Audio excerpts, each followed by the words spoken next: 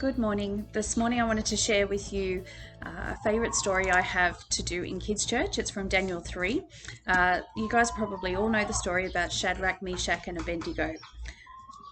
I love doing this story with kids. I think it opens up their minds to seeing how God does things and seeing how He is in control, but it's not the control we necessarily assume that's going to happen.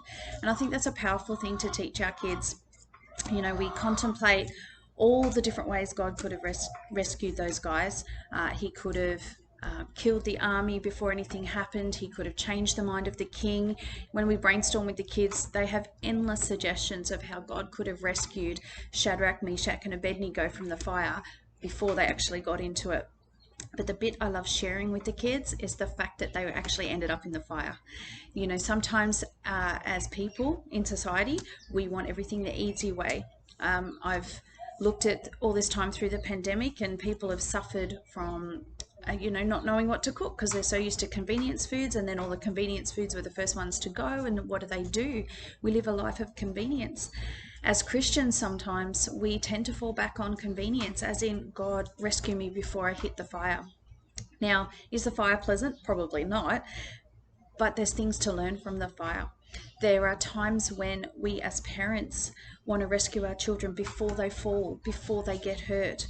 There's valuable life lessons that we need our children to learn about resilience, about when we fall, we get back up again, about jumping from trees. And some of you are going to freak out right now, but sometimes it's good to let our kids jump from trees.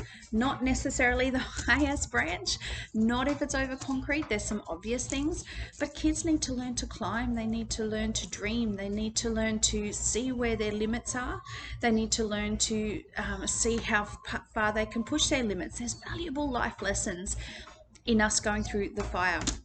And with these three guys, they ended up in the fire. This is my favorite bit about the story. Daniel 3:17 to 18, or part of 18. If we are thrown into the blazing furnace, the God we serve is able to deliver us from it, and he will deliver us from your majesty's hand. But even if he does not, love that scripture. I love teaching that to the kids. Can God rescue three men before the fire? Yes. Can God get rid of the king, get rid of the army? Could he literally pick them up from their place and move them to safety? Yes, God can do all those things. He can do whatever he wants to do. He's an awesome big God. But God actually wanted these guys to go through the fire. He actually needed them to do that.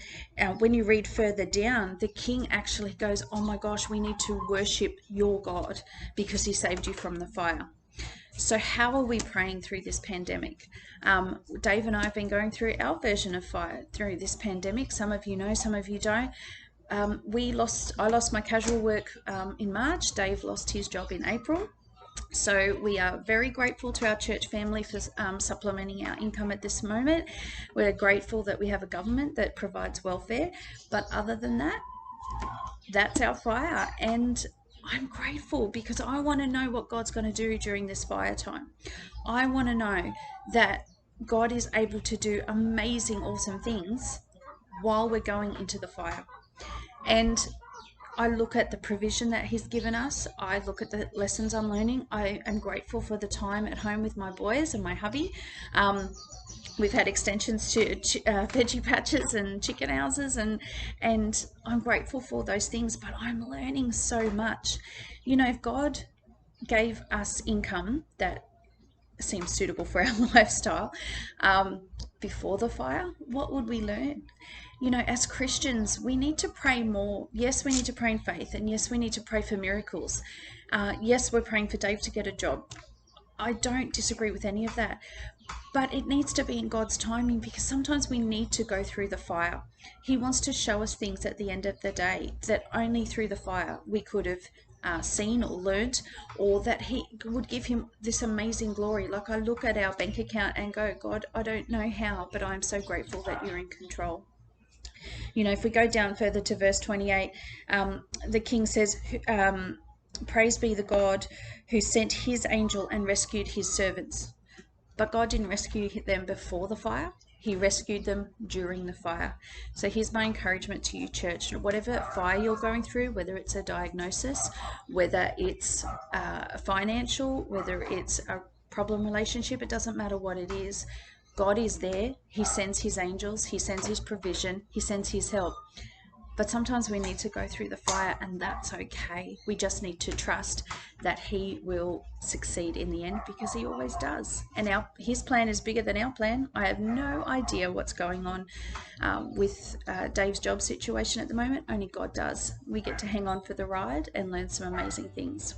So be encouraged and keep trusting in him. He will get it sorted. And if you want a shoulder to cry on, I totally get that. And I'm right here for you. But miss you all. Hope to see you all soon, and have a great day.